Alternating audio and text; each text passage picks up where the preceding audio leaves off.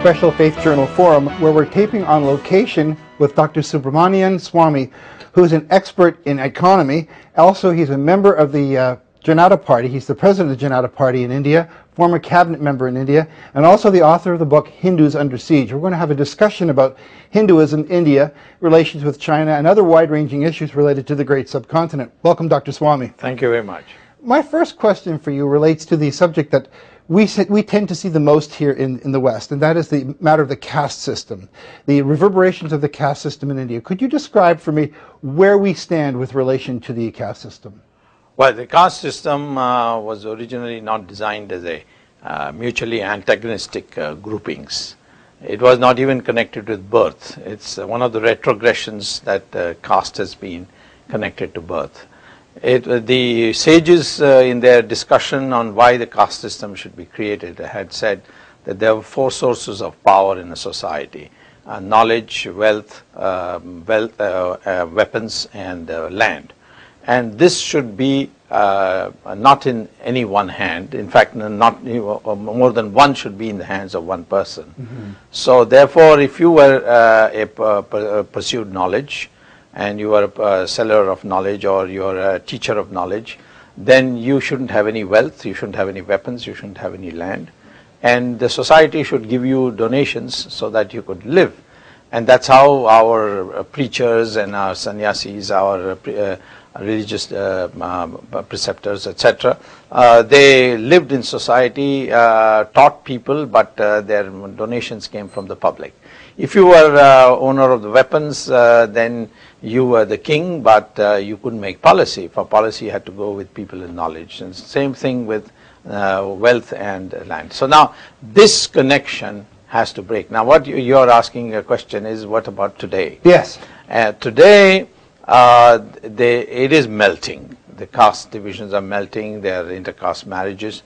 But the most significant development that has taken place in the last 3 months is the fact that the two mutually antagonistic castes which grew over the centuries was the so-called untouchable caste or scheduled caste and the Brahmins. They coalesced together in a political party and gave that party a majority in the biggest, most populous state of the country, the Uttar Pradesh state. And a ex-untouchable caste lady became the chief minister or the equivalent of a governor. I recall this, but you know, the thing that's interesting is the caste system appears to be embedded in spite of legislation. You cannot legislate people's emotions. You cannot legislate the way people think. Do you really believe the caste system is going? It is melting, yes. The only place where people feel very strongly about castes are two. One, when it comes to elections, and two, when it comes to marriages. In other places, you can see here and there bigoted people acting on the basis of caste. But I think in the urban centers, there's hardly any. In the rural areas, we now find teachers who don't belong to the Brahmin caste. There are others from other castes. They're getting appointed by central legislation.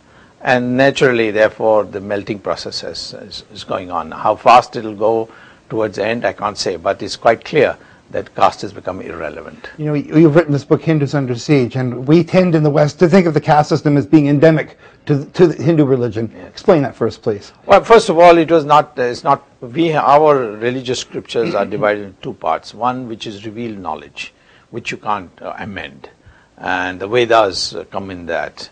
Then there is something called ordained by priests, which is called Smriti literature, which can be amended from time to time. It's not commentary, it's codes. You know, when a girl should get married, what should be the boy's responsibility, what the parents' responsibility. All these codes are part of the Smritis, and the Smriti can be amended, and much of all this business of castes is in the Smriti. So therefore, there is no religious sanction that caste should remain. It just happens to be convenient. Certainly convenient for politicians, because then you don't have to say, I built you a road and I built you a dam or I brought you electric power. You say, I'm your caste man. If I get defeated, then somebody else's caste man will become the representative. So a different form of social stratification. Yeah. But one of the things we've followed on this particular TV program over the years is news of people converting to Buddhism or Christianity, rather large-scale conversions. Why does that take place? We understood that was to escape the strictures of a caste system. I don't agree that the conversions are large scale. Even today, the Buddhist population has not crossed 1%. I think, first of all, if anybody converts to Buddhism, a Hindu will not feel upset because of the fact that Buddha was a great son of the Hindu.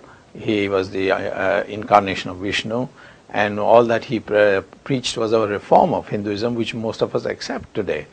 That's not a problem. The problem arises out of the fact that there are still people who who think that Hinduism should be practiced in a certain obscurantist way, and that creates a problem. The second thing is that Buddhists, if you convert to Buddhism, then the privileges that the scheduled castes get as Hindus will be also extended to them. Yes. So therefore they don't lose anything. At the same time, they can say we are not part of the Hindu social stratification. But some states have actually enacted legislation that prevents conversion. Why? They don't. There's no state which has enacted legislation which prevents conversion. But there are legislations, and surprisingly, in Congress ruled states began the process, and the latest one is also a Congress party ruled state of Himachal Pradesh, which is to prevent induced conversion. Okay, explain. Where money is involved or coercion is involved, and but if an individual converts, even under the act, there is no bar. But it's okay to reconvert back to Hinduism. There is no, if somebody says my ancestors are Hindus and I want to reconvert, you don't need any priest's permission. You just say I'm a Hindu, and the Hindus don't have a conversion ceremony. Okay. So are people converting to escape the stricture of the caste system? Yes, that the original motivation that led to conversion was partly that, partly also there was 800 years of Islamic rule and 200 years of British rule, which was Christian, and both these definitely made it a disadvantage to be a Hindu, and the weakest link in that was those who were the most poor, and the most poor therefore converted. But then conversion took place across all castes. Even today I meet many Muslims who say that my great-grandfather was a Brahmin from this place or that place. He can, one of the most famous editors of our newspapers called M.J. Akbar, he has written a book called Blood Brothers, where he says that my grandfather was a Kshatriya, that is the warrior class. Okay, after the break I want to continue this discussion. Please stay with us. We'll be back soon.